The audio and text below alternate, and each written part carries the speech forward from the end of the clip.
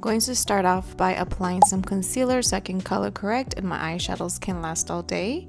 I'm blending everything, then I'm applying upsetting powder with a powder puff all over my lid so everything can set nicely. Add a small little tape so the look can be nice and precise. Then with this fluffy brush, I'm adding caramel apple all over my lid in a swiping motion. And then with a smaller blending brush, I am grabbing applesauce to the corner of my lid. All I'm doing is bringing it outwards and just like making a triangle shape.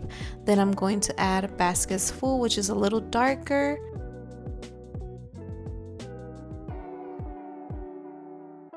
And this is the area where I want that brown shadow to stop. Then I'm grabbing some concealer and cleaning my lid.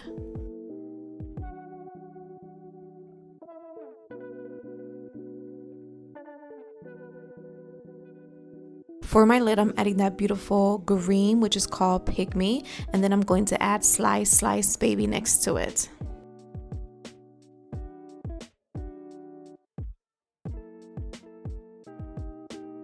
With an eyeliner brush, I'm going to grab Baskets Full and do a subtle wing eyeliner. With a small shading brush, I'm going to grab Applesauce and Baskets Full and apply that at my bottom lash line. Applying a couple coats of mascara and then eyeliner on my top waterline and grabbing this Ardell Wispy Lashes, which I've been obsessed with.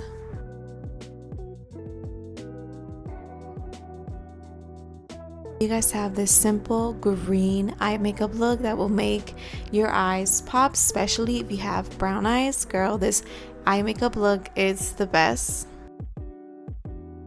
I hope you guys like this makeup look. Please don't forget to hit the subscribe button for more videos like this and give it a thumbs up.